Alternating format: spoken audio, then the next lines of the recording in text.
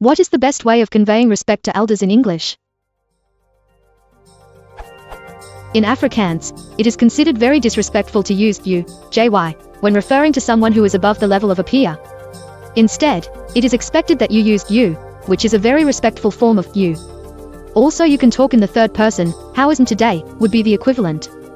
I cringe internally when I say, how are you, to someone older than me, because in Afrikaans it would be very rude. I was brought up to only ever refer to my parents in the third person. How is mom today? What is dad doing, when speaking in Afrikaans? The lack of English equivalent feels very wrong and disrespectful. What is the best way to convey this in English? I have been reassured that saying you to a parent isn't rude, and I understand that this can be cultural, but I'm particularly looking for what options English offers in this regard, as far as existing vocabulary, that convey respect. I'm in South Africa.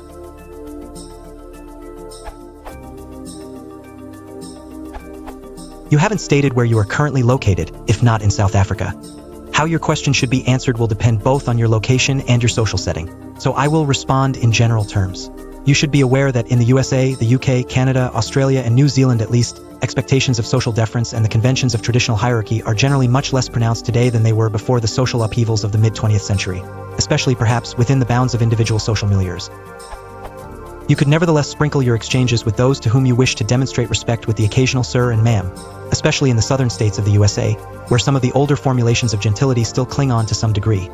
This in addition to the instances of excuse me, please, and thank you, which I'm guessing already come naturally to you. Just be aware that where such obvious signals of deference are not usually expected, as in the UK, for instance, it can be almost as easy to alienate one's audience through over-politeness as through over-familiarity.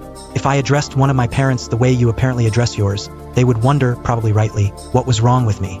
Generally speaking, if you just exhibit general considerateness towards the person you are talking to, you won't go far amiss. Your statement, the lack of English equivalent to third-person modes of address feels very wrong and disrespectful, seems to me to be overlooking one of the most important factors connected with a successful interaction, namely, the necessity to help your interlocutor to feel at ease rather than to focus on your own conceptions of what you think polite behavior ought to consist of. Such a result is achieved differently in different social and geographical settings. Bear in mind that the conventions and social institutions that exist in American and British society, etc., are considerably different to those of South Africa. Same in Dutch when I was growing up. That's been disappearing rapidly in the past 2 decades. I started noticing when my mom insisted that she wanted to be addressed as jig instead of you. Took me a while to get used to, smiley face. You in English used to be the equivalent of you, second person plural pronoun, jolie in Dutch. Same idea as the French vous. Thou used to be second person singular, equivalent of jig.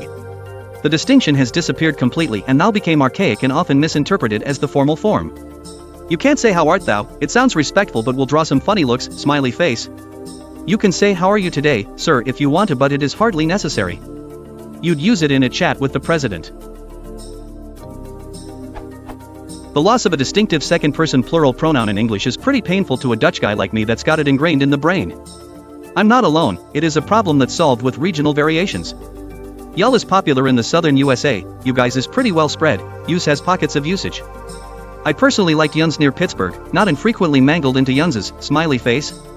Much to the chagrin of my wife that grew up near there and still considers it an abomination, so I have to use y'all.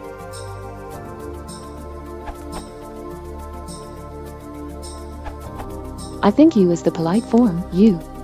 The less polite form is thou, jy, but us Brits, polite as ever, now call everyone by the polite form, and thou fell by the wayside a long time ago.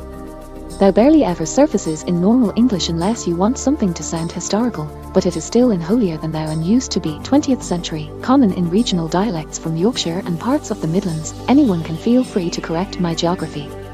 So you shouldn't feel so bad using you, it's not the same you, jy, that you think it is.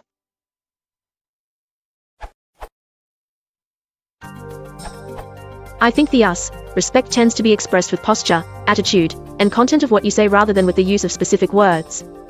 Formalisms such as specific honorifics tend to feel stilted, although as others have noted, there are regional variations, but wouldn't be offensive.